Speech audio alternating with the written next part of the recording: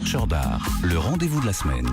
Le rendez-vous de la semaine, on parlait chat il y a un instant, on va continuer à parler animaux. C'est le Salon des artistes animaliers qui se tient du 27 au 30 novembre sur l'hippodrome d'Auteuil. Jean-Christophe Barbou-Desplaces, bonjour.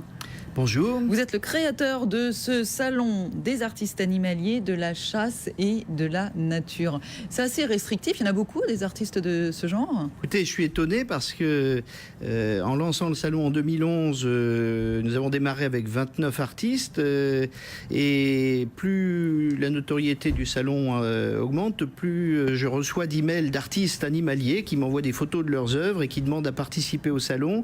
Et aujourd'hui, j'ai un fichier d'artistes animaliers qui est constitué de plus de 800 noms.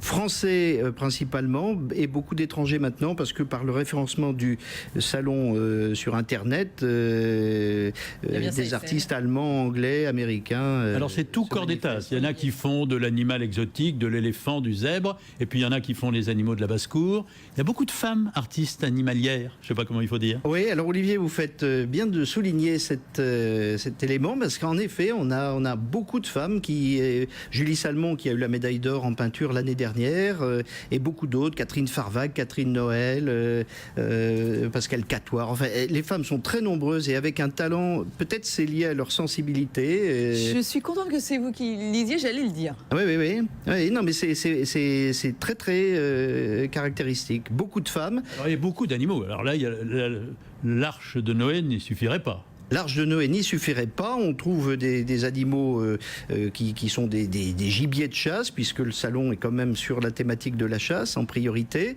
mais également des fauves d'Afrique. Des animaux domestiques. Des animaux domestiques, beaucoup de chiens, beaucoup de chevaux, puisqu'on est à Auteuil et que des artistes équestres sont invités évidemment. Alors, le salon se tient à partir de mercredi soir. Et donc jeudi, vendredi, samedi, dimanche de la semaine prochaine, se tient dans l'hippodrome, dans les tribunes de l'hippodrome d'Auteuil. Il y a de grands salons qui sont aménagés. Comme il n'y a pas de course à ce moment-là...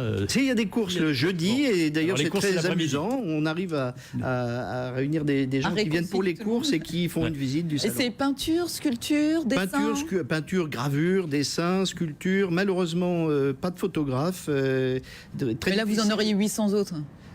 D'une part, et d'autre part, la photographie se marie, finalement, je l'ai constaté, assez mal avec la peinture et la sculpture. Ouais. On les réconciliera pour vous, parce qu'on est à la fin du mois de la photo, mais il y a parfaitement place pour des photos dans un salon comme le vôtre. Il y a un petit problème, c'est l'histoire de la chasse. Vous dites salon des artistes animaliers, de chasse et de la nature. La chasse, aujourd'hui, ça n'a pas forcément bonne presse. Il y a des gens qui vont vous dire qu'est-ce que c'est viandard, c'est tueur à gages. Non, disons qu'il y a un discours ambiant, pas très chasse, qui est très médiatisé, anti-chasse, et puis il y a la réalité du terrain, il y a la France profonde. Par exemple, la chasse à courre en France connaît une popularité exceptionnelle.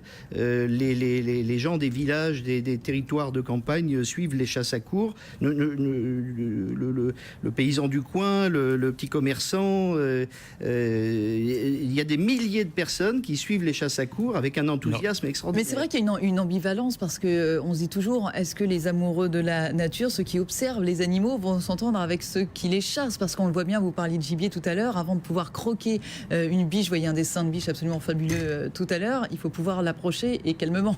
Oui, mais lui courant après. Je suis chasseur et nombreux sont les chasseurs comme moi qui suivent un animal armé d'un fusil ou d'une carabine et décident de ne pas le tirer alors que toutes les conditions sont réunies, parce que tout simplement ce n'est pas un animal à tirer et on est très sélectif à la chasse.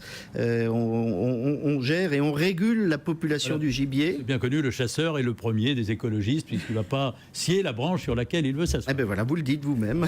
Voilà, en tout cas, c'est à voir à l'hippodrome d'Auteuil à partir de mercredi prochain, tous ces artistes et artistes animaliers et animalières. Merci beaucoup à vous. Restez encore un peu avec nous, Jean-Christophe Barbou-Desplaces. Allez, l'autre exposition de la semaine.